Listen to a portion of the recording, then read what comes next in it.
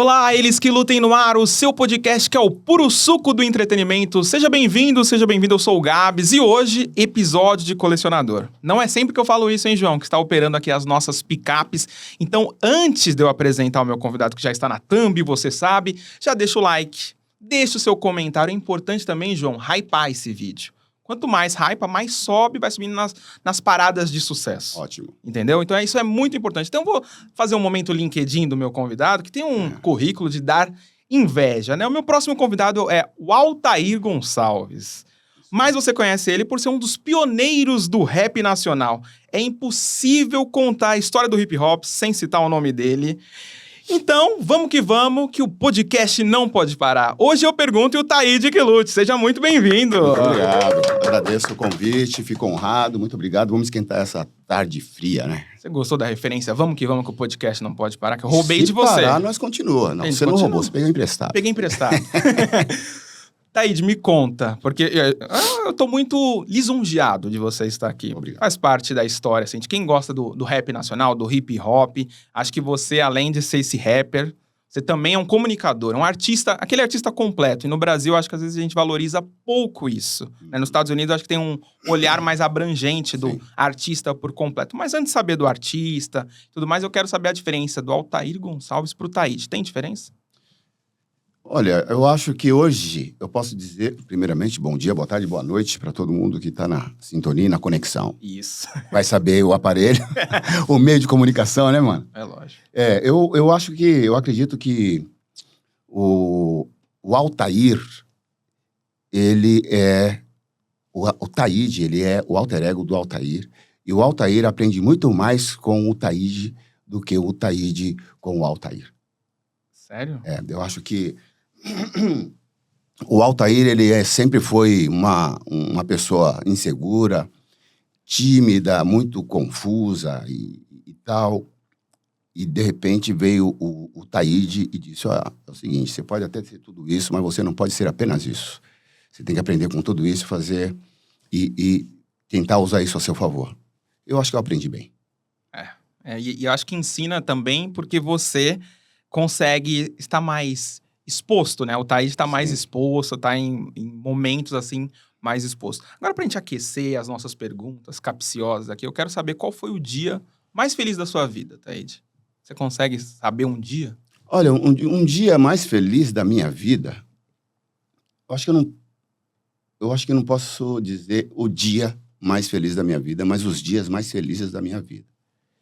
Eu tenho 3 filhas, e os dias mais felizes da minha vida foi o dia que elas nasceram. Porque as datas são diferentes, mas a felicidade foi a mesma. A primeira, por eu poder tomar essa decisão, que é uma decisão que não é fácil de você gerar uma outra pessoa. A segunda, porque eu estava tendo a capacidade de gerar uma segunda. E a terceira, porque, poxa vida, eu estava certo na primeira, na segunda, então eu estou mais certo ainda na terceira. Então esses foram os 3 dias mais... Com certeza, né? É uma questão de responsabilidade e é um amor que é incondicional. É muito doido. Eu sei que você foi criado por mulheres. Isso. Você tem a sua esposa. Sim. Tem as suas filhas, 3 filhas, né? 3 filhas. O que um homem que foi criado por tantas mulheres é diferente, consegue aprender de alguma forma? Outro dia me fizeram essa pergunta e eu respondi. Alguns homens deram a opinião deles e alguns diziam, então quer dizer que o homem criado por homem, que homem não sabe criar homem ou criar filhos e tal. Não é esta a questão. É que a mulher em si, a sua própria natureza, ela já é protetora, ela já é construtora. Você está entendendo? É o único ser no mundo capaz de gerar uma outra vida, de dar aquela luz. Por mais que digam, mas se o homem não estiver ali e tal, não interessa. A cápsula da vida é dela. Você está entendendo? Então, eu aprendi muito a respeitar, muito. Eu fui criado, de uma certa forma, num meio muito machista. Até por algumas mulheres que me diziam coisas que o tempo foi passando, eu fui percebendo que não é daquele jeito. Então, acredito que ser criado e conviver com mulheres me dá muita paciência, muito mais sensibilidade com as coisas. Até costumo dizer que eu sou macho beta. Não é um macho alfa, é um macho beta. Macho beta, porque eu sou muito empático hoje em dia, né? Eu aprendi isso com as mulheres. As mulheres têm esse poder, né? Tem. A gente vê que a mulher sempre nos dá bons conselhos. Muitas vezes elas são duronas, elas são cruéis. Aquele fato, não, você tem que aprender. E é o melhor aprendizado do mundo, né? Então eu aprendi muita coisa com as mulheres e estou aprendendo ainda. Ainda estou aprendendo, eu espero um dia chegar no nirvana Completo. completo com o aprendizado feminino. Vai acontecer. Espero. Em breve, Eu em espero, breve. eu espero. A gente espera, né? Eu quero ver daqui a pouco o pessoal, macho beta, irmão, que papo é esse? O pessoal já fica bravo, né? Já fica bravo. Mas, voltando agora, falando da sua carreira na música e tudo mais, você é um dos desbravadores do hip hop, né? Você chegou quando tudo era mato, Taíde. Sim. Só que tem um lado bom, ser pioneiro, e o lado ruim, digamos assim, bem entre aspas, é que não tem ninguém muito para se inspirar. Em quem você se inspirou? Olha, eu me inspirei em muita gente da gringa, mas também, principalmente, brasileiro. Porque o Brasil tem todos os ritmos do mundo, né? A gente tem os nossos ritmos aqui, mas a gente também absorve muita coisa do mundo inteiro. Então, eu ouvi muita música nordestina, que gosto bastante. A música black brasileira, tipo Tony Tornado, Lady Zu, Sandra de Sá, Jovelina Pérola Negra ou Dona Ivone Lara, que são cantoras e cantores de primeira qualidade. E eu sempre ouvi esse tipo de coisa. Então me inspirei em Jackson do Pandeiro, Jacinto Silva, Trio Nordestino, até mesmo em Caju e Castanha. Que a gente o tempo vem passando, a gente vê que outros artistas vêm aparecendo e hoje em dia aparecem novos nomes com estética artística da antiga. Tem muita gente hoje fazendo a mistura da música pop com o nordestino de uma maneira primorosa. Outro dia eu tive semana passada, tive no Centro Cultural São Paulo, num evento muito legal, que acho que é Feira de Cultura Popular em São Paulo, e onde teve Zé Brown, que ele trouxe alguns repentistas, alguns emboladores, e misturamos ali com MCs de batalha, de rinhas de MC, que estava lá o Mamute, tinha muita gente, e a gente conseguiu fazer ali um embate entre eles, mas pura demonstração. Não foi nada sério, porque quando é rinha e é desafio, o bicho pega de verdade. Mas ali foi só uma demonstração. Então eu fico pensando que tudo que eu ouvi no passado hoje está sendo apresentado por outras pessoas que também se inspiraram, como eu, nesses sons nativos que a gente tem aqui no Brasil, misturado com o som do mundo inteiro. É um ciclo, né? Ciclo. Esse ciclo não pode parar nunca. É uma riqueza muito grande, né? E o Brasil é um país que tem essa riqueza cultural e musical muito forte, né?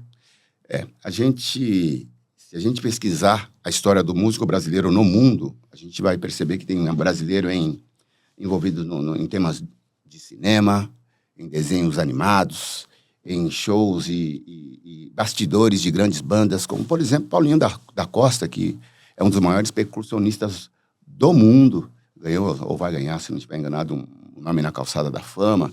E por mais que muita gente não conheça, ele faz parte da música mundial, porque ele é reverenciado por grandes nomes da música. Não vou lembrar o nome agora, mas tem Luiz Bonfá, que foi sampleado por uma banda que fez muito sucesso também. Então nós temos a música brasileira, o músico brasileiro na música mundial. Então quando a gente pega a música do mundo, a gente toca, até com uma certa facilidade. Mas o músico internacional, ele não tem tanta facilidade assim em tocar a música brasileira. Porque nós somos músicos muito complexos. A nossa matemática é diferente, né? E isso me deixa muito feliz. Porque a gente faz uma coisa que todos admiram. E a gente faz com primazia. E muito bem feito. Eu vim aqui pro estúdio ouvindo o seu último álbum. Obrigado. Corpo fechado. Mente aberta. Corpo fechado, mente aberta. E o músico brasileiro tem as manhas, né, Taíde? Uma das músicas fala um pouco sobre isso. Agora, avançando pro seu novo álbum, você fala que o rap é pra quem tem algo a dizer. Uhum. Você, depois de tantos álbuns, o que esse álbum tem a dizer pro mercado, pras pessoas? Acho que é basicamente isso mesmo. Acho que é uma música, essa frase, na verdade, eu acho que ela define bem o que o disco quer dizer. A gente está vivendo num momento onde tudo é muito fácil para quem quer desenvolver uma arte, né? Se uma pessoa quer desenhar ou pintar alguma coisa, hoje elas conseguem aplicativos que, se ela não souber pintar ou desenhar, aquele aplicativo vai ajudá-la. Hoje você com a inteligência artificial, você diz, eu quero escrever uma letra falando sobre tal coisa, ela vai fazer para você. Eu quero produzir uma música em tal ritmo, ele vai fazer para você. Então hoje ficou bem mais fácil. Porém, nada supera o ser humano. A gente tem vários robôs e computadores por aí, super inteligentes, com milhares e milhões de informações, tirou da tomada. Um abraço. Só falta eles inventarem um que se autossustenta, sabe como que é? Aí nós estamos ferrados. Mas eu gosto muito, por exemplo, quando eu vejo um músico tocar um instrumento de verdade, sabe como que é? Um violão, um cavaquinho, uma bateria, saxofone, flauta, não importa qual instrumento, é muito bonito de ver. E por mais que uma máquina consiga tocar aquilo, precisou de um músico tocar antes para que ela pudesse captar aquilo e transformar em uma coisa dela. Então, ainda acredito muito e gosto muito quando eu vejo essas misturas e novos nomes aparecendo. Nem tudo está perdido. E tem grandes nomes na música popular brasileira. Exatamente. E tem muito lance do... Por exemplo, eu comparo a inteligência artificial também com as Olimpíadas, né? É legal a gente ver uma pessoa fazendo aquilo, indo ao extremo, né? Então, o artista, ele vai ao extremo como um atleta olímpico. Claro que alguém, se colocar uma máquina, ela pode correr mais rápido que o Usain Bolt, por exemplo. Mas a gente tá vendo a superação humana, né? Isso acho que é o mais... Aí também a sensibilidade humana, né, Taíde? Quando a gente ouvia, pelo menos, os atletas sendo retirados de uma arena, de uma pista, ou de qualquer lugar que seja, por conta de fazer exame antidoping, e ele era acusado, a gente pode fazer... Era o ser humano usando uma química que o deixasse um pouco mais rápido, ou mais forte, ou mais concentrado, né? Então, acredito que as máquinas hoje, por mais que possam fazer uma máquina que corra mais que o Bolt, mesmo assim, ela precisou que um ser humano colocasse nela todas as informações para que ela pudesse superar a um ser humano, sabe como que é? Então, o ser humano sempre está em primeiro lugar. A única coisa decepcionante do ser humano é que ele gosta muito de destruir. Ele destrói muito para poder construir. E não precisava. Eu acho que o ser humano, ele meteu os pés pelas mãos, ele pegou gosto pela questão da destruição em todos os sentidos. Acho que essa é a pior parte do ser humano. Exatamente. Vamos voltar para o passado. Eu quero saber como foi o seu primeiro show. O meu primeiro show aconteceu em 1987. Ele foi... Foi isso mesmo? Foi isso mesmo. Foi no Espaço Mambembe, antigo Teatro Mambembe. E parece que era algo que já estava me avisando e eu não percebia. Eu gostava muito de assistir TV e ver a TV Cultura, onde eles sempre passavam o comercial do Teatro Mambembe. E o Teatro Mambembe estava sendo reformado para ele ficar maior, receber um público maior. Existia o comercial, um público maior para um teatro maior. Eu sempre gostava de ficar olhando aquele clima de teatro. E, de repente, minha primeira apresentação foi no palco do Teatro Mambembe. E foi muito doido, porque quem estava organizando era o Nazi, o saudoso Escova, o André, que também era do Ira, e várias outras pessoas da época. E eles fizeram esse convite. Eu ainda não tinha disco gravado. Eles me fizeram esse convite, fui para o estúdio, desenvolvemos uma música e tocamos nessa noite. E foi a primeira vez na minha vida que eu subi no palco e assim mesmo, terminou o show, a galera começou a gritar bis, bis, bis. Primeiro show? E não estou falando de chocolate. E foi muito doido. Nessa mesma noite recebi um convite para gravar um disco e eu não aceitei por motivos óbvios. Eu ainda não estava preparado. E se eu fizesse um disco naquela época, provavelmente eu não teria uma carreira para seguir.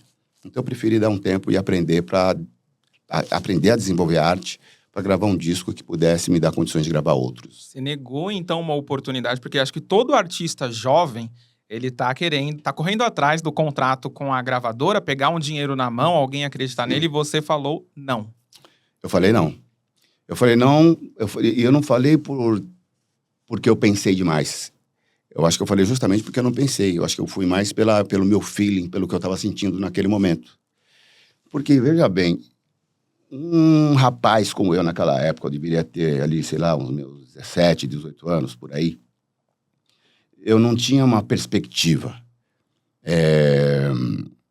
Muitas vezes me disseram que eu não iria além da esquina, sabe o que é? E que eu seria ali, talvez, tomasse o mesmo rumo de muitas outras pessoas da minha família ou que faziam parte do meu ciclo de amizade. E, de repente, eu estava no Teatro Mambembe, na Estação Paraíso, naquela região ali, do lado da 23 de Maio, já caminho para a Avenida Paulista, me apresentando, e as pessoas pedindo bis. Então, eu acho que eu deveria aproveitar aquela situação, aproveitar aquela oportunidade. E deu certo, acho que foi uma das melhores decisões que eu tomei na minha vida. Estava na beira do precipício e eu não pulei para ver se era fundo demais, entendeu? Ousada, né? Mas que deu muito certo. Eu dei 2 passos para trás. Para estar preparado quando a oportunidade chegar, né? Com certeza. Foi uma das melhores coisas que eu fiz na minha vida. Eu acompanhei muito a ascensão do rap mais a partir dos anos 2000, né? Desde os anos 80, 90, o rap vem numa crescente e eu acompanhei muito pelo Espaço Rap na 105 FM, aqui de São Paulo, para quem tá curtindo esse papo com a gente. E aí eu quero saber qual a importância de um programa como esse, porque não é toda rádio que abre o espaço para o rap nacional, e também quero que você fale um pouquinho da importância da MTV Brasil nesse processo.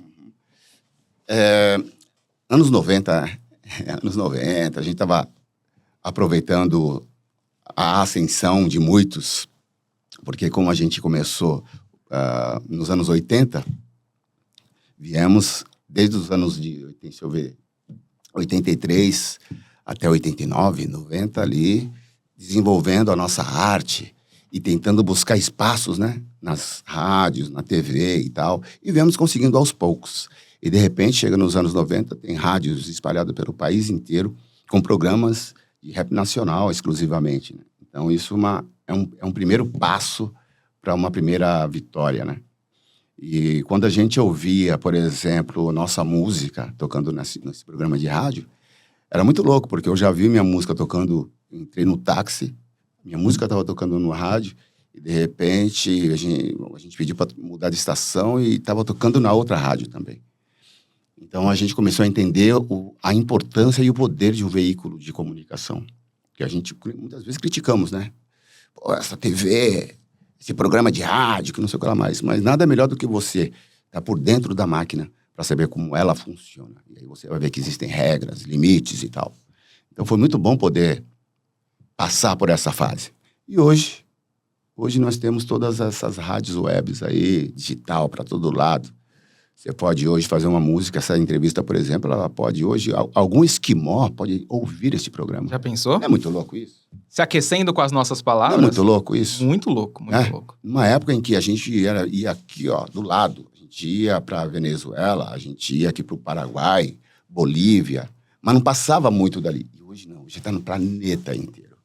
É muito doido isso, cara. A nossa responsabilidade só aumenta, né? Sim. E como você perguntou sobre a MTV era uma coisa que a gente ouvia falar que existia nos Estados Unidos. Existe lá uma TV exclusivamente de música, com todas as vertentes, videoclipe 24 horas por dia. A gente ficava pensando, caramba, mano, imagina se a gente tivesse esse mesmo espaço aqui. Até que chegou, se eu não estiver enganado, em 88, 89, chegou a MTV aqui no Brasil. E não pegava, né? Era UHF. Não pegava. Cara, era péssima. Imagem, som péssimo. A gente esperava até de madrugada para o sinal ficar melhor, para a gente assistir o Insônia, por exemplo. Mas aí a coisa começou a se aprimorar, né? Conseguiram uma antena melhor, sinal melhor, e aí conseguimos começar a enxergar com olhos imagens digital e tal, aquela parada toda. E me ensinou muito a MTV. Me ensinou a me importar em frente a uma câmera, a ler um teleprompter, a ver como é a função das pessoas dentro de uma TV. E muito louco, porque como eu sou um cara muito saudosista, eu descobri depois que entrei lá que era o mesmo prédio. A MTV ficava no mesmo prédio da TV Tupi, que é uma grande, histórica no Brasil. No mesmo prédio onde Jackson 5 se apresentaram nos anos 70. É muito doido, né? Se você for buscar a história, é muito doido. Então eu estava num lugar onde eu aprendi muita coisa. E eu agradeço muito a MTV por esse espaço e dessa forma eu aproveitei a oportunidade para aprender a trabalhar com comunicação televisiva. Lá você apresentou o MTV Yo Raps, né? É isso mesmo. Tinha que ler, às vezes não tínhamos ali o TP, então era na ficha, você tinha que dar uma decorada. As pessoas, posicionamento de câmera. Eu aprendi que essas regras, porque eu achava assim, eu vou fazer do meu jeito. Vou fazer do meu jeito. Aí você vai perceber que não tem que ser 100% do seu jeito, porque você tem que seguir umas regras, né? Mas você tem que também ter ali o seu jeito de fazer. Colocar sua digital é importante, né? O seu tempero vai fazer falta se você não colocar, entendeu? Uma coisa que me chamou a atenção é que você falou sobre... você falou sobre o sistema, né? Muitas vezes os rappers olham e falam, somos contra o sistema, não gostamos desse meio de comunicação em massa. E em 1989 você estava lá, no Domingão do Faustão, da Rede Globo, uma audiência que, se hoje a audiência do Domingão é uma das maiores da Rede Globo, antigamente era o dobro, quase o triplo. Líder de audiência. Líder de audiência total. Então, eu quero que você conte um pouquinho como foi esse momento para você. Você sempre esteve aberto? Olha só, quando essas oportunidades chegaram pra gente, não teve uma... Como posso dizer? Não teve um preparo corporativo, digamos assim. Vamos fazer uma reunião, porque vamos pro Faustão e nós temos que nos apresentar bem, vamos fazer isso, vamos fazer aquilo. Não existiu nada disso, porque era muito, muito inesperado pra gente. Parecia que era mais um show que estávamos fazendo em algum lugar. Então, a gente encarava muito como um trabalho, né? Hoje, a gente percebe, hoje tem a imagem, cuida da estética, cuidado com o que você vai dizer, tem os streams, vamos conseguir mais hype aqui, vamos, né? Tem um monte de maneira de você conseguir a atenção em um bom lugar, num ranking do sucesso, né? Porém, a gente não teve nada disso. Vamos se apresentar no Faustão. Vamos? Então vamos. Pum. Fomos. E eu acho que isso foi muito bem-vindo porque nós mostramos como realmente nós éramos naquele momento. Pessoas que estavam vindo da periferia paulistana, que tinham um ponto de encontro que era a Estação São Bento do metrô, que estavam ali divulgando o seu primeiro álbum em 1989, e a gente nem sabia que um dia teríamos festivais de rap brasileiro, premiações de rap brasileiro. Inclusive, me lembro de uma vez que eu disse para o pessoal, falando, imagina o dia que a gente tiver premiações aqui no Brasil, para você ganhar, troféus, medalha, quem toca mais, melhor disco do ano. O pessoal falava, não, mano, nada a ver, isso daí não vai acontecer. E hoje, não só acontece, como já estão começando a reformular, né, o formato dos festivais. Então... tem muita coisa ainda para acontecer e, por enquanto, eu estou conseguindo ver tudo isso passar diante de mim. Isso não quer dizer que é um adeus. Nunca era. É que eu estou dizendo que eu estou conseguindo ver tudo isso acontecer e ainda estou aqui. Isso me ensina bastante ainda. Sim, nessa apresentação você foi com a sua dupla na época, né? Taíde DJ1. Taíde DJ1. Eu quero que você fale um pouco assim do que o DJ1... quem é esse cara e como ele influenciou na sua trajetória? O DJ1, eu conheci ele quando tocava numa casa chamada Arshot, lá em Moema. Ele já atuava como DJ, ele ainda não tinha o nome DJ1, ele era o DJ Humberto. Quando eu fui convidado para conhecer essa casa, é uma época em que eu não gostava de... Como posso dizer? Eu não gostava de casa noturna. Porque os bailes, naquela época, muitos deles não te permitiam entrar de tênis, agasalho, boné. E eu achava um certo insulto você não poder usar o seu próprio estilo para entrar numa festa que você está pagando para ir. Então, eu não gostava muito. Eu era meio... eu não gostava. Eu relutava toda vez. Falava, vamos no baile. Mas nesse dia eu fui, porque me falaram, tem um DJ lá que toca muita coisa boa. Vamos lá. E eu fui. E eu gostei muito do jeito que ele tocava as músicas, porque eram músicas que a gente usava para treinar o nosso break, né? E dali nasceu uma amizade. Me lembro que a casa fechou, depois de 2 anos a casa fechou, então ficamos um tempo sem nos falar. Fomos nos reencontrar justamente na festa My Baby, que rolou lá no Espaço Mambembe. Foi aonde a gente se reencontrou. Aí eu disse para ele que eu tinha recebido o convite para gravar com a gravadora. E eu disse que tinha recusado e tal, que eu precisaria de um DJ. E ele disse, pô, mas eu não sei fazer scratch. Eu falei, eu ainda não sei rimar direito. Então a gente aprende um com o outro para que um dia a gente possa gravar um disco como dupla. E deu certo. Deu super certo. A partir daquele momento, trabalhamos por 16 anos juntos e cada um fez seu nome, fez sua história. E cada um seguiu a sua história. Cada um segue sua história. Sua vida. Eu quero saber, né? Eu vi muitos artistas hoje em dia, né? Falando da nostalgia, muitos artistas vêm voltando, né? Titãs. Até artistas que a gente achava que jamais ia voltar, tipo o Oasis, né? Os caras brigaram, os irmãos brigaram, eles voltaram. Existe alguma possibilidade de um dia a gente ver mais um álbum de Taíde DJ1? Olha, eu não posso dizer que não definitivamente, mas por enquanto ainda não existe essa possibilidade. Quem sabe um dia? Quem sabe um dia possamos fazer uma releitura de alguma coisa, um show, mas no momento ainda não é possível porque temos muitos assuntos para resolver ainda. Assuntos internos de vocês. Assuntos internos. Tá louco pra perguntar o que é?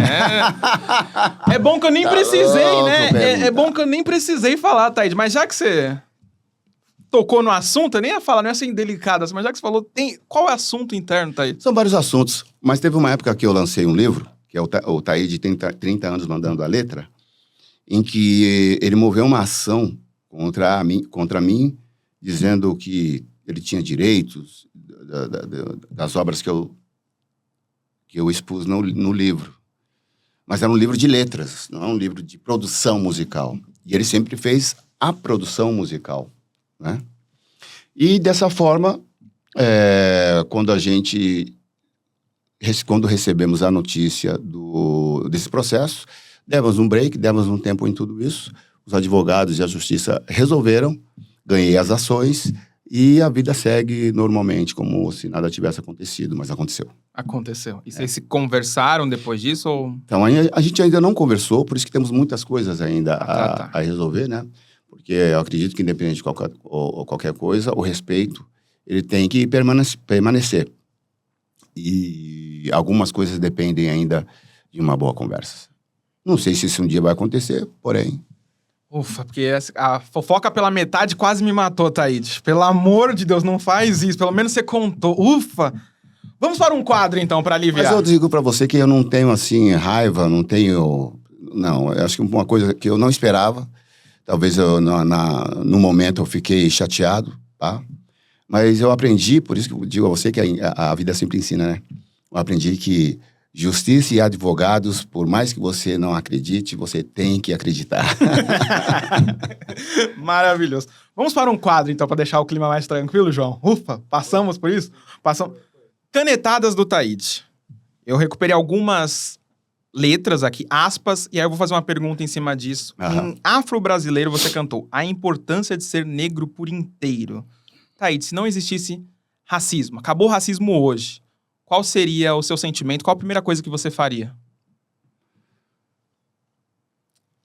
Eu acho que a primeira coisa que eu faria... Acho que não é a coisa que eu faria. A primeira coisa que eu sentiria é um pouco de alívio, saber que as minhas filhas vão poder viver num mundo um pouco melhor, menos injusto, menos desrespeitoso, menos cruel. Seria, acho que, o primeiro sentimento que, com certeza, iria vir na hora, né?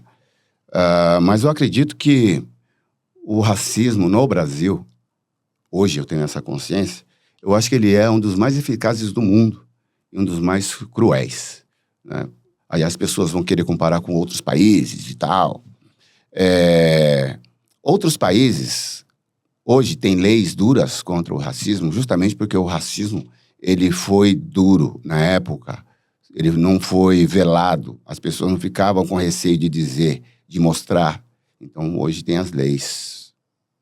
Aqui no Brasil, as leis começaram agora, porque o racismo aqui sempre foi velado. Aqui sempre vem aquela questão do bom samaritano ou da boa samaritana e as coisas continuaram a acontecer. Até no momento em que começaram a nos matar em supermercados, em lojas, no meio da rua, nos jogando de cima das pontes, porque sempre aconteceu, mas não existia o celular e nem câmeras.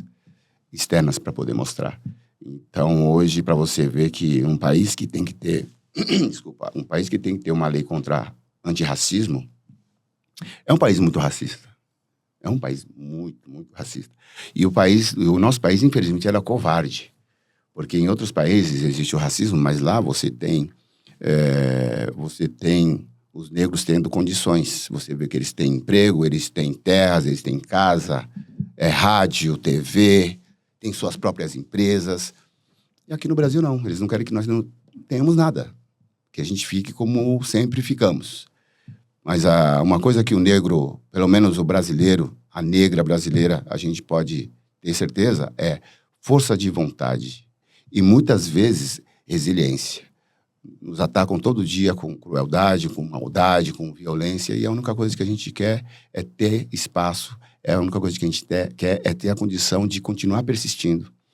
Todos os jovens negros e negras que a gente vê que são famosos hoje, seja na música, no esporte, qualquer setor da sociedade, não foi a sociedade brasileira que deu nada. Isso é mérito até complicado para a gente falar, por conta dessa questão aí da meritocracia, né?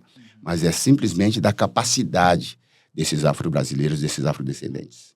A gente vai para cima e a gente aprende. Não tem negócio de dar de mão beijada, porque nunca deram nada pra gente. Então a gente sempre tem que ser 10 vezes mais capaz do que qualquer pessoa de pele clara aqui no Brasil. Até porque o Brasil não tem letramento racial. Então fica bem fácil se confundir, né? Eu vi aí que teve uma garota negra que um grupo de brancos prestou depoimento não, foi no processo para que ela perdesse a questão da bolsa, sendo que eles eram brancos, dizendo que ela foi favorecida, não sei de qual forma, e eles conseguiram tirar dela esse direito da bolsa. Então aqui falta muita coisa para a gente aprender. Mas enquanto essas coisas não acontecem, a gente, além de aprender, a gente vai conquistando. Perfeito, sensacional. Outra canetada do Taíde, em Malandragem é Viver, você cantou: nessa eterna guerra entre polícia e ladrão, muito sangue inocente é jogado ao chão. Um discurso que ganha muita força pelos extremistas é bandido bom é bandido morto, diminuir a maioridade penal. Do que você vê na rua, esses discursos, apesar de ser uma pergunta retórica, tendem a ajudar em alguma coisa a sociedade brasileira? Eu acredito que toda vez que você diz que a única solução para resolver uma situação é eliminar um grupo, você está simplesmente mostrando o quão você colabora para toda a bagunça que existe no nosso país. Porque você não está a fim de resolver, você não está a fim de desenvolver as pessoas que vivem no mesmo país que você. Você quer eliminar um grupo para que o seu possa prevalecer. Então, você, de uma certa forma, você está usando de violência, você está querendo eliminar. As pessoas falam muito de mais cadeias, mas eu vejo isso todo dia. Não, tem que ter mais cadeia, tem que ter mais cadeias. Eu vejo isso de apresentadores de TV, eu vejo isso em entrevistas, um monte de coisa. Mas ninguém fala de escolas. É incrível isso. Ninguém fala de escolas. As pessoas falam bandido bom é bandido morto. Por que nunca falam assim, bandido bom é bandido ressocializado? É uma pessoa que teve a oportunidade de descobrir o talento que ela tem e viu o erro que cometeu no passado. Não, eles querem eliminar. Sabe o que é? E quando é eliminado, é sempre pessoas iguais a mim. Então eu fico pensando, onde eu estaria hoje se eu não fosse um cara que tivesse aproveitado as oportunidades? Onde eu estaria hoje? Será que eu ainda estaria aqui? Até porque, se fosse há 200 anos atrás, eu sei muito bem onde eu estaria. Entende? Então, muito sangue, com essa desculpa de resolver o problema da violência, muito sangue inocente é jogado ao chão. E quando vão discutir sobre esse assunto, o inocente é apenas mais um número, é um efeito colateral. Certo? Como que é? E ele passa batido, a gente acaba nem sabendo o nome. Então é um erro muito grande que a gente comete. Por isso que eu, de uma certa uma forma ou outra, eu sempre vou falar desses problemas na minha música. Sempre também vou tentar falar de música, de festa, né? Que a gente precisa ser feliz e se divertir. Mas esses problemas sempre vão estar nas minhas músicas, com certeza, enquanto eles existirem. Perfeito. Mais uma canetada do Taíde Em Senhor Tempo Bom você cantou que saudade do meu tempo de criança, quando eu ainda era pura esperança. Com todos os problemas que existem no Brasil, você ainda tem esperança no Brasil? Com certeza. Sem dúvida nenhuma. Eu acho que quando você não tem esperança, você já morreu. Você já se entregou. Por mais que no último instante você perceba, puxa vida, eu insisti tanto nisso, não deu certo. Você teve a esperança. Você acreditou até o fim. De repente você viu que não deu certo. Você tá entendendo? De repente ainda dá tempo de você dar a volta por cima e buscar uma alternativa. Mas perder a esperança é você entregar a faca pro seu algoz, entendeu? Então eu sempre vou ter esperança. As pessoas dizem, algumas pessoas dizem que eu sou um cara que tento, como posso dizer, acreditar muito nas pessoas. Não é que acreditar muito nas pessoas, acreditar no ser humano. Se eu não acreditar, eu vou ser injusto com alguém que realmente possa fazer a diferença. Da mesma forma que eu percebi que muitos não fizeram uma diferença positiva na minha vida, mas eu dei a oportunidade. E numa dessas eu encontrei tanta gente boa, entende? Então se eu desacreditar, eu vou deixar de encontrar gente boa na minha vida. E infelizmente, cara, vem a questão da quantidade de amizade. A quantidade não é importante, mas a qualidade sim. O ser humano é a mesma fita. É a mesma coisa. Você vai acreditar. Não mereceu sua confiança? Parte para outra. Dê chance a quem merece. E um efeito colateral disso é que às vezes a gente aposta, a gente acaba tendo esperança nas pessoas, mas tem um ou outro ali que a gente vai quebrar a cara, a gente vai se decepcionar, né? Não tem por onde fugir. Se você não der a oportunidade, como você vai conhecer a pessoa? Não tem jeito. Infelizmente, é uma faca de dois legumes. Exatamente. Bom, a última canetada é uma música mais recente. Nunca diga a última. Mas essa canetada... Mas essa, por favor, corrigindo perfeitamente. Mas essa canetada de Taíde, porque meu nome não é Xande, depois de muitos raps e tudo mais, você vem com um sambão maravilhoso falando de uma história que é, no mínimo, muito interessante, engraçada, peculiar, que as pessoas se confundindo com Xande de Pilares. Você acredita? Eu fui gravar, só pra você ter uma ideia, eu fui fazer ontem uma gravação lá na Band. Fiz tudo o que eu tinha que fazer. Na hora de sair fora, o cara passou por mim e falou assim: pô, mano, pensei que fosse o Xande de Pilares. Todo dia acontece, todo dia. Eu tava tomando café no hotel, uma senhora veio e perguntou pra mim: posso tirar uma foto quando você terminar o seu café? Falei: pode sim. Terminei meu café, ela veio fazer a foto, aí ela foi embora. Aí ela, de repente, lembrou de alguma coisa e voltou e me perguntou: só mais uma coisa, o seu nome é Alexandre mesmo? E as pessoas toda hora perguntam, cara. Então, eu não tive uma outra saída a não ser construir o meu nome não é Xande. E olha que interessante, eu comecei minha carreira dizendo: o meu nome é Taíde. Para continuar na minha carreira, eu tenho que falar o quê? Meu nome não é Xande. Olha, realmente, nada como a ironia do destino. A ironia do destino, essa é bem-vinda, né? Essa é bem-vinda, claro. Inclusive, né, por essa música, por esse fato, eu conheci o Xande de Pilares, muito gente boa, um cara que merece todo o sucesso que tem, cara. Sinceramente, muita gente boa, atencioso com todo mundo, com profissionais, com fãs, paciente. Eu gosto de gente assim. E ele gostou do samba que você Gostou fez? demais, falou que lembrou muito Bezerra da Silva, os partidos altos e tal. Isso me encheu de honra. Fiquei honrado, sem dúvida. Realmente, procurem aí, meu nome não é Xande. Tem até o clipe. Tem videoclipe. Tem videoclipe, tem tudo, muito bom. Que o Xande participou do clipe. Participou. Tá aí, diante da gente rodar a chavinha, momento publi gratuita. Como a gente... vou ter poucas oportunidades pra você fazer uma publi gratuita aqui pro Eles que Lutam, eu vou pedir pra você olhar na câmera da verdade, pedir pro pessoal dar like e tudo mais. Aproveitar que você tá aqui. Pode ser agora? Por favor.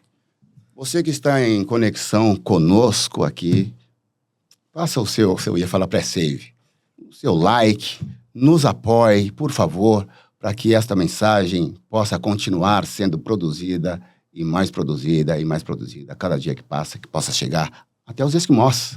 Por que não? Por favor. Vamos que o podcast não pode parar. Ó, é isso, já temos a vinheta aqui, vinheta grátis, viu, João? João, você entendeu essa sacada? Eu vou usar essa estratégia, hein? Vou usar essa estratégia aí. Você que está aqui agora vai fazer uma publi grátis. Ó, que benefício. Você jamais pensou que você ia sair de casa e falar assim, cara, eu vou fazer uma publi gratuita. Poxa, se tivesse avisado, você é esperto, né? Então, se eu tivesse avisado... É aí que mora a sacada. Vamos falar um pouco de TV, porque realmente foi o que eu falei no início desse podcast, né? Você é um artista completo.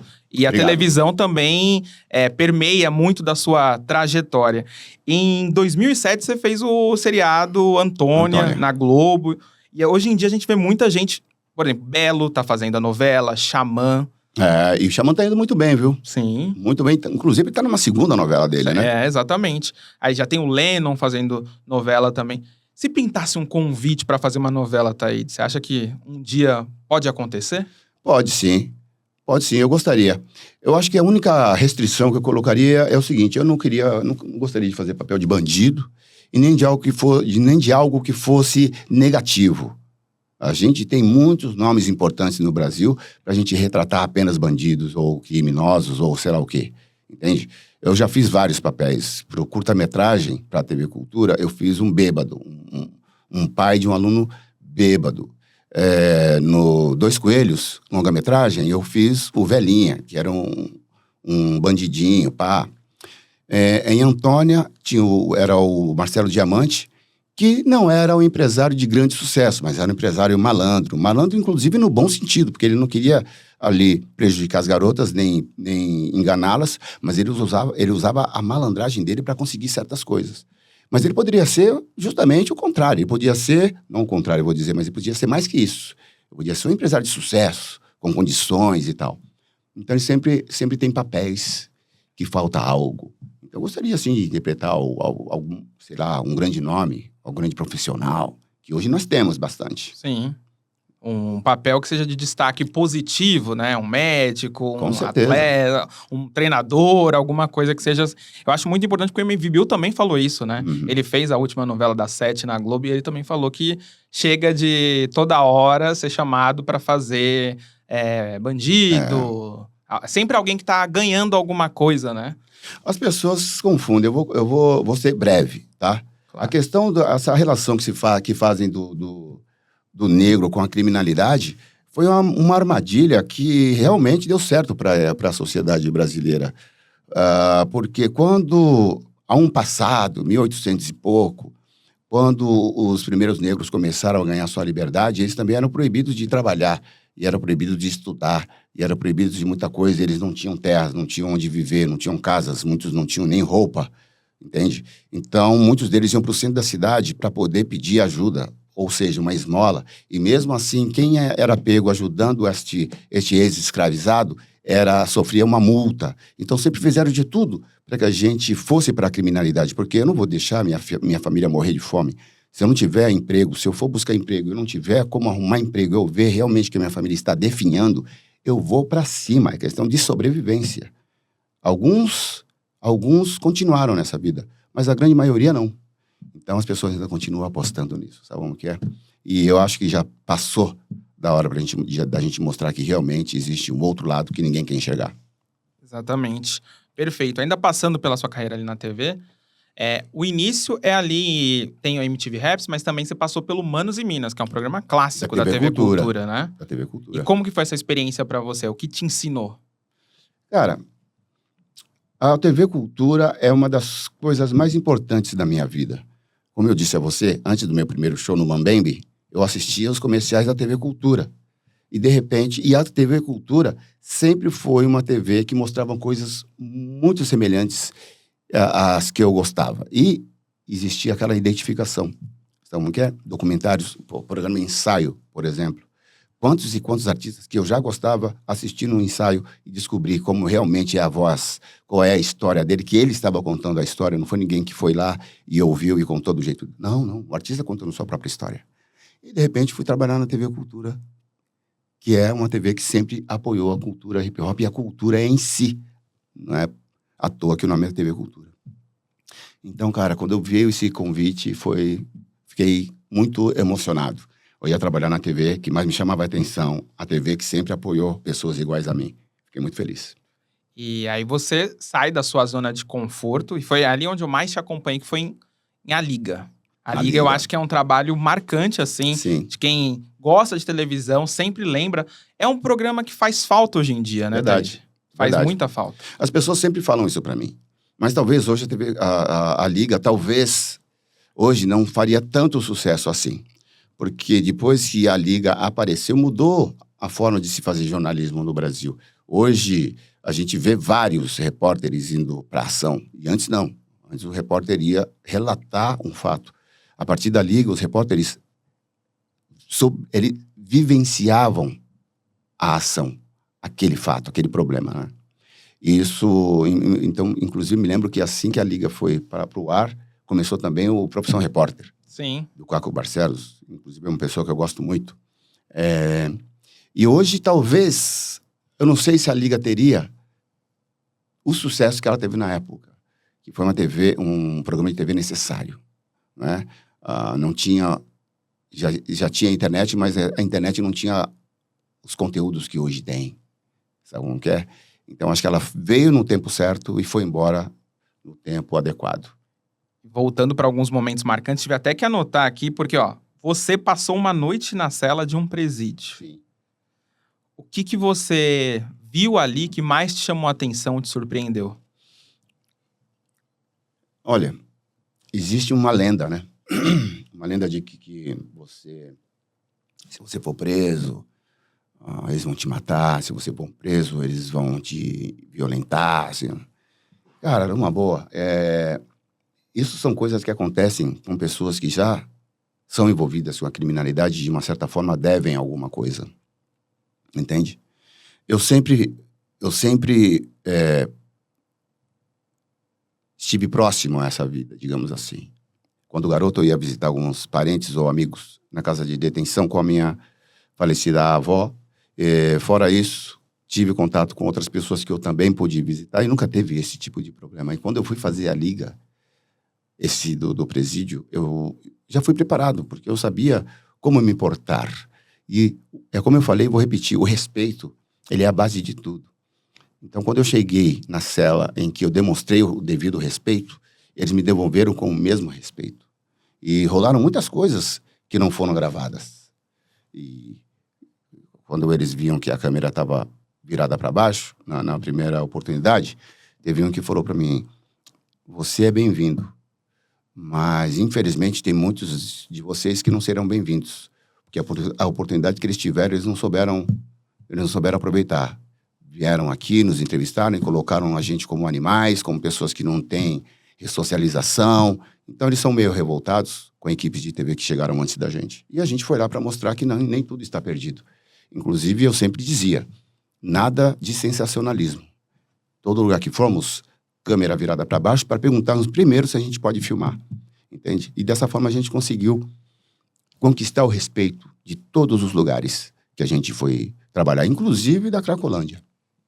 Eu ia te perguntar sobre isso. Também é uma matéria muito marcante, assim, porque acho que nunca tinham mostrado na TV aberta, assim, com tanta clareza o que acontece ali.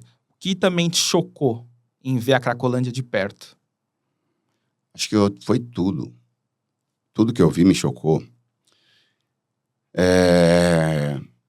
Pra você ver, né, a força de uma droga nociva, né, cara? Ali eu vi muita gente. Eu conversei com um cara que falava 5 línguas. Eu conversei com uma garota que, quando a diretora perguntou o que ela mais queria na vida, ela respondeu que o que ela mais queria na vida era não acordar mais. Isso foi impactante demais para mim. E vi muita, como posso dizer, eu vi muita gente querendo sair dali e não conseguindo. E eu fico imaginando, se fosse eu, não sei. Sinceramente, se eu conseguir sobreviver tanto tempo, sabe? Então, acima de tudo, tem muita gente forte ali. Muita gente que quer sair, muita gente que quer recuperar a vida. Mas o vício é muito forte, cara.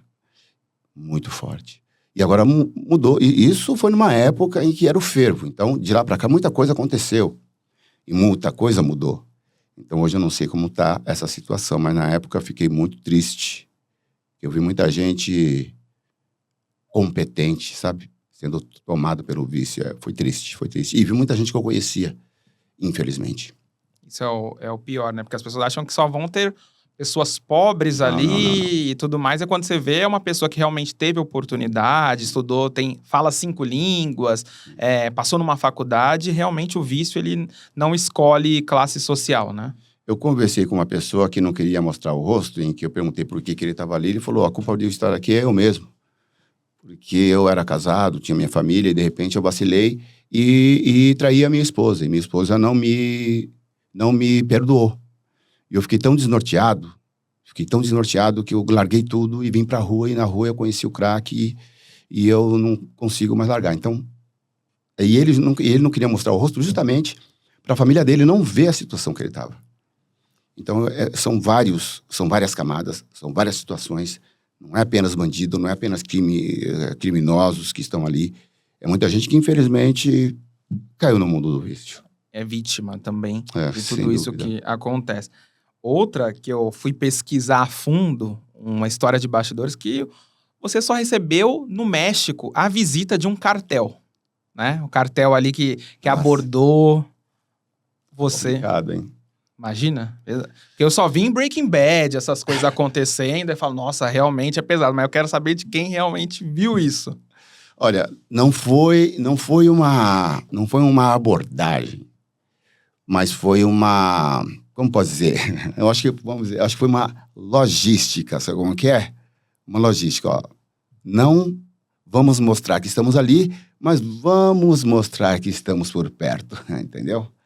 Chegou um momento que a gente estava entrando num lugar, acho que é Badiraguato, se eu não estiver enganado, que estava tendo uma blitz na saída. E a gente estava entrando, uma blitz na saída. E a repórter local, que estava com a gente, mexicana, ela disse... eu falei assim, bom, tá tendo blitz, será que vamos ter problema? Ela falou, não, provavelmente eles já sabem que a gente está chegando na cidade, isso daí é só para mostrar que a polícia está presente, para a gente ficar mais tranquilo. Mas a gente não vai ficar tranquilo. Eu falei, então tá bom. Conselho de quem é daqui. E a gente conseguiu fazer a nossa matéria, né? Quando a gente estava voltando, paramos num ponto da estrada que tinha um lugar para tomar um suco, alguma coisa, e tinha um carro que com certeza não era um carro local ali, de alguém que morava ali.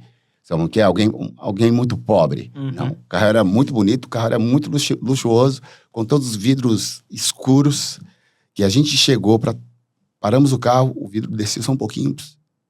Aí a repórter disse, estamos sendo observados. Eu falei, então vamos pedir para a viagem. Fomos para a viagem. Na volta, chegando no caminho, paramos num cemitério para fazer mais uma ponta de uma matéria. E nessa que estávamos na ponta da matéria, aviões começaram a... Isso inclusive tem na matéria, nas imagens. Começaram a fazer rasantes e tal. Falei, por que esses aviões estão fazendo rasante? Não, aqui, hoje é o enterro de um piloto de avião, de entrega, né, dos traficantes. Então, esse daí é homenagem para eles e tal. Falei, não tem problema, a gente está por aqui. Falei, olha, se tivesse problema, a gente nem teria entrado no cemitério. Nessa que a gente estava conversando, estávamos naquele corredor, mas um carro idêntico, só que de outra cor, ao outro, estava descendo o corredorzinho, parou bem no meio, fez a mesma coisa, desceu o vidro, pouquinho, levantou o vidro e foi embora. Eu disse a você que a gente estava sendo observado. Mas não passa nem Wi-Fi, né? Então vamos embora, que a gente já tem as imagens que a gente precisava mesmo, vamos embora. Aí a gente foi embora. Que precisar a gente faz no Chroma Key também, a gente já tem tudo, faz no Chroma, faz um off, faz qualquer coisa, né, Thaís? É bom não brincar muito, né? Mas, saindo do cemitério, fomos para um outro lugar onde tinha uma manifestação local, que a gente parou para comer alguma coisa e tal, e tinha uns caras que fazem, como que é o nome? Corrido, que são as músicas que falam dos bandidos, né, dos traficantes e tal. E aí eu fiquei interessado. E eu fui conversar com os caras. Falei, pô, de repente faz uma matéria com eles aqui, umas perguntas e tal. Aí eu cheguei e falei pro tiozinho, do meu jeito, né? Falei, sou brasileiro, sou repórter, estou aqui para fazer uma matéria. Falei, não, já sabemos. Então, cara, fomos observados todo o tempo. E se a gente tivesse na segunda intenção ali, cara, eu não estava aqui para contar essa história. Pode ter certeza. Rapaz, não estava aqui para fazer publi gratuita no Não estava, pode ter certeza. Você não ia ter tanta história para contar de mim. E além disso, o Taíde perguntou pro cara assim, sou repórter? Não, já ouvi sua música, já tinha toda a sua... Não, e um detalhe, no dia que a gente chegamos à noite no hotel. no jornal, nos jornais que ficavam em cima da mesa, no saguão, várias notícias de jornalistas que os corpos haviam sido encontrados. Falei, que recepção, hein? Bela recepção essa daí. Eu mostrei pro diretor e falei, cara, ele falou, a gente não tá vindo aqui para fazer esse tipo de matéria, então acho que a gente não vai correr o risco. Falei, mas a gente tá vindo para falar do El Chapo, né? Então, quer dizer, como que a gente não vai falar sobre essa mesma situação? Mas depois eu entendi o que ele quis dizer. A gente não estava indo ali justamente para falar sobre o tráfico em si, mas de um personagem. Sim. Um personagem. Um perfil ali, não era reforçando um estereótipo, né? É. E o El Chapo era só o cara que fugiu várias vezes ali dos Estados Unidos. Pelos túneis. Pelos túneis. O cara ele é um craque da bandidagem. Podem falar o que quiser. Podem falar o que quiser, mas inteligência ele tem. Tem. Quem não souber, procure saber. E a última que me chamou muita atenção, que tem esse lance do cartel, tudo, que foi perigoso, mas também convenhamos que ir pra Ilha das Cobras, antes do hype, não é lá das coisas mais tranquilas de se viver, né, Taíde? Cara, eu tenho meu limite. Eu não tenho medo de dizer não e nem que tenho medo. Até porque o medo, ele é aquilo que te mostra que tem coragem. Ele te protege. Quando me falaram que eu ia para a Ilha das Cobras, primeiramente eu pensei, eu vou me proteger de todas as maneiras possíveis. Então eu vou com bota de couro, calça comprida, e é mato, então roupas de manga compridas e tal. Cheguei lá, já foi desespero para sair do barco, porque você não tem um lugar onde atracar. Você tem que pular um pouco na água, tem uma pedra que é lisa pra caramba, qualquer descuido já era. Já foi difícil para chegar nela. Mas quando eu cheguei, que eu vi, cada passo que eu dava tinha no mínimo 2 cobras, eu pensei, eu deveria ter pensado mais. Cara, é muita cobra. É muita cobra. É cobra demais. Você tá passando, aí tem o olhar técnico de quem já está acostumado com isso, que a gente foi com 2 biólogos, se eu não estiver enganado. E ele falava assim, você passou perto de uma agora. Eu falei, mas como passei perto de uma, cara? Eu passei assim, ó, do lado. Assim. Ali no canto mais outra, lá na frente mais 2. Muitas cobras. Você olhava nas árvores, muitas cobras. Foi incrível. Eu dormi lá, né? Eu fui um dos primeiros. Eu não fui eu primeiro, mas fui um dos primeiros a dormir lá. Então... Foi uma noite tranquila. Não foi. Com certeza não foi. Com certeza não foi. Eu fui fazer uma necessidade. E aí? Aí tinha uma picadilha, digamos assim, para passar. Tinha uma cobra enrolada no caminho. Falei, não vou passar por ali. Fui pegar outro caminho, já estava anoitecendo, um outro caminho. Por trás da barraca, tinha 2 olhinhos brilhando. Fui lá ver uma aranha gigantesca, assim, também não vou ali. Mas quer saber? Passou à vontade. Passou à vontade, vamos nos concentrar, amanhã é outro dia. Nossa, mas só pelo medo, eu acho que eu já teria feito por ali mesmo. Cara, aconteceu muita coisa, mano. Aconteceu muita coisa ali. Teve um momento em que eu tava num lugar, tinha os biólogos na frente, aí tinha o câmera, o diretor, e aí ele lá na frente falou assim, e ele fez isso de sacanagem. Ele falou assim, dá uma parada aí onde você tá. Aí eu pensei, bom, deve ter perigo adiante, né? Ele falou, agora você dá uma olhada, presta bem atenção aí, ó, olha por todos os lados aí, dá um 380, cara, sem brincadeira. Eu olhei, tinha muitas cobras ao meu redor, assim, parecia uma ciranda e eu tava no meio, assim, muitas cobras, no lugar das árvores, no chão, em cima de folha, porque tem grandes, médias e pequenas, né? E as baratas que são gigantescas também. E elas não voam, elas não ficam nas árvores, elas ficam no chão. Então é como se fosse um tapete que se move, sabe como é que é? E animado. Como você saiu, né? Você tá ali no meio, ali eu ficaria, acredito que para sempre, ali naquela ciranda. Cara, numa boa, existe uma questão psicológica muito grande, né? Se você não for orientado, realmente você fica paralisado. Mas os biólogos falaram muito bem, falaram, elas não vão te atacar, elas não vão sair correndo atrás de você, elas não vão pular no seu pescoço. Mas se você tentar pôr a mão nelas, elas vão te picar, entendeu? Sim. Então é só você continuar o seu caminho, entendeu? Se ela perceber que você quer pôr a mão nela, ela vai te picar. Então, você é só se concentrar, vai ficar focado que tá tudo certo. E deu tudo certo mesmo. Eles pegaram umas cobras para poder tirar veneno, aquela parada toda. Foi interessante, cara, eu aprendi bastante. É a liga. E outra coisa, hein? Muita gente fala assim de uma pessoa falsa, né? Aquela pessoa é uma cascavel, é uma cobra. Eu discordo, porque a cascavel, ela te avisa, ó, não se aproxime, que se você vier, o bicho vai ficar louco pro seu lado, entendeu? Já a pessoa, não, a pessoa que é traiçoeira, ela espera você virar as costas. Ela mostra pra você que você não deve temer. Aí ela vai te dar punhada nas costas. Então, não ofendam as cobras comparando com pessoas falsas, por favor. Boa. Foi o aprendizado que você trouxe da Ilha das Cobras. Com certeza, cara. Eu já pensava dessa forma, mas ali eu só reforçou isso. Porque o biólogo falou, olha, é só você seguir que ela não vai se aproximar de você. Maravilha. Essas foram as experiências que a Liga trouxe. Experiências tranquilas, né, Thaís? Bastante tranquilas, como você pode ver. Testou o coração, né? Várias pra ver vezes. se tava cartelzinho pra um lado, cobra do outro e... E vamos que vamos, né? Tá tudo certo. O show não pode parar, né, Thaís? Então tem que continuar. De jeito e maneira. Taíde, e agora você tá no Melhor da Noite, Melhor na da Noite. Band, fazendo na madruga ali, né? Na madruga com Taíde, e agora vai estrear um novo quadro chamado Na Caixa. Na Caixa, e aí, como que vai ser?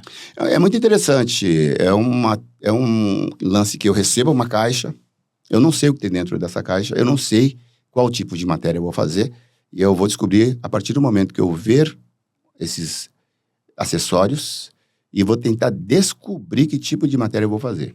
Então, é muito interessante. Estou vendo o dia, por enquanto já gravamos 2. Quero ver o dia que eles colocarem algo que eu realmente não vou fazer. Aí o bicho vai pegar. Tem alguma coisa assim que você olha e fala, não sei se... Cara, pular de paraquedas... Aí, boa, pessoal que tá na pauta não, aí, né? Ele já sabe. Ele já sabe. Pular de paraquedas não dá, né, Cara, Taíde? pegar em sapo. Nossa senhora, mano. Eu tenho medo de sapo que se pela. Tenho muito medo, é um trauma de criança. Mas esse medo eu quero perder. Talvez, eu não sei, eu não estou aqui prometendo, mas talvez eu encararia justamente para perder este medo que eu tenho. Mas pular de paraquedas, meu irmão, tem uma diferença entre o sapo, porque se o sapo me atacar, eu sei que ele não vai me morder, eu só vou quase morrer do coração. Agora, se o paraquedas der um pepino, meu irmão, um abraço. Então eu fico com o sapo, hein? Melhor o sapo. Mas aí então vem Na Caixa. Na Caixa. É muito legal, é interessante. Eu não posso dizer qual foram as 2 matérias primeiras. Mas o pessoal já vai saber. É muito legal. Pra acompanhar o Melhor da Noite, né, na Band. Quarta, quinta e sexta, né? Quinta e sexta, a partir das 10h30, das 22h30. Agora quem tá no comando é a Pamela e o Felipe Campos. É isso mesmo. É isso, muito bom. E se eu não estiver enganado, estreia amanhã, né? Estreia. Acho que quando for ao ar, já tá rodando aí o Melhor da Noite. Já tá rolando. Já tá rolando. O pessoal já viu que você pulou de paraquedas e não tudo. Não foi isso. Por isso que eu não... foi até bom não falar nada, hein? Mas, bom, eu acho que a sua trajetória na televisão é muito marcante. Eu quero saber, Taíde, para um cara que é percussor no hip hop e tudo mais, quem dessa nova geração, quais os nomes te chamam a atenção? Porque você chamou o Djonga pro seu novo álbum e tudo mais. Quais são os talentos que você fala assim, que você parou pra ouvir e falou, rapaz, é muito bom? Porque eu vi uma entrevista do KLJ, ele falou que ele não ensina a nova geração, ele mais aprende com a nova geração. Achei engraçado isso, porque parecia o contrário. Sim, porque a nova geração, se a gente observar, eles fazem muita coisa que nos ensinam realmente como administrar o seu trabalho, a maneira como eles lidam com os números dos streamings, das plataformas, como eles trabalham isso, a questão do engajamento. Então, é um aprendizado, uma coisa que nós não tínhamos na nossa época, digamos assim, quando a gente estava começando. Então, a gente realmente aprende. Mas, cara, tem muitos nomes, cara. Tem muitos nomes. Djonga, Nego Max, Arnaldo Tifu. Nós temos as mulheres, por exemplo, Tória, Buda. É muita gente, gente. Se a gente for, por exemplo, se a gente comparar com os anos 90, o número de mulheres que temos hoje, não tem comparação. É estrondoso, assim. São muitos nomes. E é legal que muitos pioneiros ainda estão aí, estão na ativa, né? Parece que a Nidinaldinho vai fazer um som com o Brown e mais o Gog, se eu não estiver enganado. E o Gog está na ativa também. Câmbio Negro acabou de fazer um festival lá no DF. Quem? Negrali lançou um álbum. Então, é muito legal ver que alguns nomes ainda persistem e novos nomes estão chegando, ganhando muito destaque. E falar um nome ou dois, hoje em dia, graças a Deus, é impossível. Ainda bem, né? Ainda bem. E ainda tem aqueles que, com certeza, já estão no forno para chegar e mostrar o seu talento, né? E, inclusive, você tem um nome muito que lembra um outro cara que é muito bom na música, que é o Gabi, que é o filho do Rodriguinho, Sim. que faz um som de primeiro. Eu costumo dizer que o timbre dele lembra muito o timbre do The Weeknd, né? Uhum. Então, temos muitos nomes. Muitos nomes. E tem muita gente cantando, o que eu gosto bastante. Taíde, para nossa saideira, para eu te liberar, você fez de tudo, né? Televisão, música, série, filme. O que falta você fazer? Qual é o seu desejo agora? Cara, já me fizeram essa pergunta e a única pergunta que eu sempre digo, sempre vou repetir o que eu quero é continuar tendo saúde, é continuar tendo condições de trabalhar. Porque eu acredito que nunca vai ser o suficiente. Sempre vai ter algo que vai chegar e vai me inspirar e que eu vou querer fazer. Seja filme, curta-metragem, uma reportagem, uma nova letra. Você está entendendo? Eu acho que quando é bom, é positivo, eu acho que eu tenho que encarar. E eu não quero me limitar dizendo, não, falta fazer tal coisa. Não, falta fazer muita coisa. Inclusive, falta refazer muita coisa. Sabe como que é? Uhum. O hip hop não inventou nada, né? Reinventou tudo. Então, eu posso reinventar muita coisa e refazer muita coisa também. Sensacional. Aula hoje aqui, hein, João? Aula. Obrigado, satisfação total de você ter vindo aqui. Eu que agradeço. Muito obrigado pelo seu tempo. Taíde, pro pessoal ouvir o seu novo... É porque não dá pra ver isso aqui. Não dá, né? E ficar assim, né, cara? Você dá um totozinho. Pro pessoal ouvir o novo álbum, toda a sua discografia, como que faz? Como faz pra te seguir? Deixa ali o recado pra galera. Olha, em toda a rede, pra você ver, quem diria que um dia eu ia dizer isso, e nem sou o Homem-Aranha. Em toda a rede é Taíde Oficial. Taíde Oficial, ali você vai saber das histórias, novos trabalhos antigos. Eu acabei de lançar o disco Corpo Fechado, Mente Aberta. Tem o livro Taíde 30 anos mandando a letra, que já está aí na praça já há algum tempo, preparando uma autobiografia para o futuro, preparando músicas novas agora também, que a gente não pode parar. E, então, por isso que eu digo, saúde e condições de continuar é a única coisa que eu peço. Sensacional. Obrigado, viu, Taíde? Eu que Muito agradeço. Obrigado. E vamos, que o podcast não pode parar. É isso aí. Pra seguir o Eles Que Lutem, no @elesquelutem.pod. Pra me seguir no pessoal, @blzgabs. Lembrando, Taíde, que eu só pergunto e eles que lutam. Até semana que vem, pessoal. É isso aí. Valeu, esquimós!